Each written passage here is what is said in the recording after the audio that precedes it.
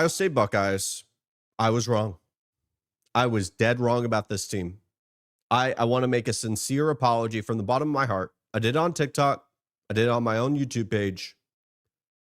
I said, even on this channel, my baby, the Stadium Pulse, I said the Ohio State Buckeyes were not going to win a national championship this year. I went as far as to say there was zero chance that they could go back to back.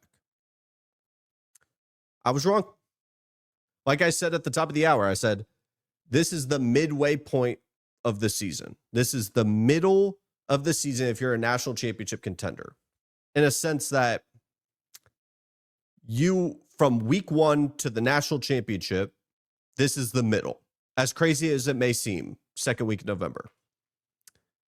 And let me explain my take a little bit. So yes, you had, let's look at the ingredients first before we try to cook up any kind of apology, or at least the perspective of why I cured up this take.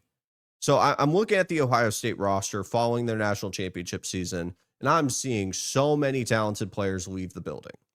Trevion Henderson, Quinshon Judkins, Will Howard, not even Chris Olave, apologies, Emeka Ibuka, same type of wide receiver. And then we have all the players on the defense, JTT, Jack Sawyer, plenty of talented players in the secondary, linebackers, like every bits and pieces. And sure, everyone said, okay, we have Jeremiah Smith, Caleb Downs, the two best players on each side of the ball. That's enough, right? I was worried about the 20 other starters that are going to be on the field. You throw in the fact that you were missing your offensive and defensive coordinator out of the building. Poof, gone. And so I look at this and I see, oh, you got Penn State. They're coming back. They're going to have everybody. You got Texas on the schedule as well. I like Washington, and then you haven't been able to beat Michigan. This schedule, in comparison to most Ohio State schedules, looked pretty damn difficult.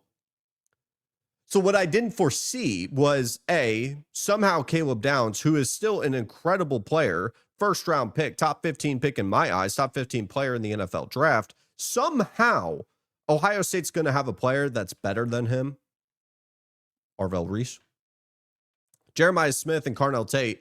And their duo is the best in the entire country, as expected. What I didn't expect was the fact that Julian Sayin is going to break the completion percentage record in all of college football for a single season, and the fact that they're going to be able to just dominate anybody without a consistent running game, and maybe even their pass rush. There's still some question marks there. It really doesn't matter because they're going to be number one in points per game, yards, points per play, and red zone for all these defensive statistics. If you go look up their rankings nationally for defensive statistics, 1, 1, 1, 1, 1, because they're that damn good. Matt Patricia has done a fantastic job with them.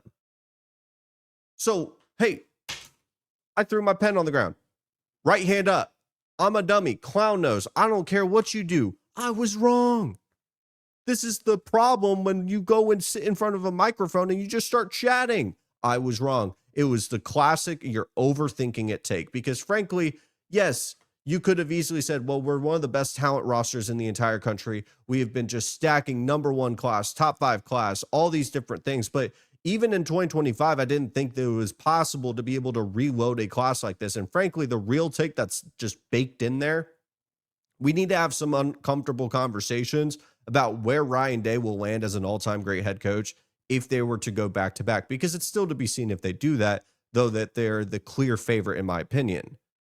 Ryan Day, I mean, this is a masterclass from him. I am so impressed by his work because, frankly, there was so many people just beating the drum of saying he's not going to win a national championship. He can never do it. And understandably, he still has to get the Michigan monkey off of his back, but the ability to lose all of those talented players to the NFL draft, not just talented players, but experienced players, and your team gets better, that's breaking my brain. That is a true masterclass of a head coach, because it's not just a guy that is going to call plays and is a wizard on the field. A head coach in 2025 for college football is a CEO. You have to be able to hire the right guys. He did that. He trusted Brian Hartline to be the offensive coordinator, and he trusted Matt Patricia, who a lot of people wrote off as a bad coach because of what happened with the Patriots and the Detroit Lions and all this other stuff. He trusted him to be a defense coordinator for Ohio State. The defense gets better.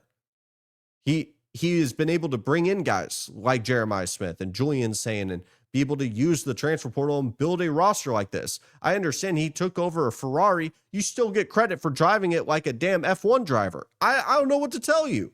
This is my formal apology to Ohio State. I was wrong, and call it an incredible jinx. But as much as I want a victory lap on my correct tapes, Houston, we'll talk about Houston on Thursday. I was wrong.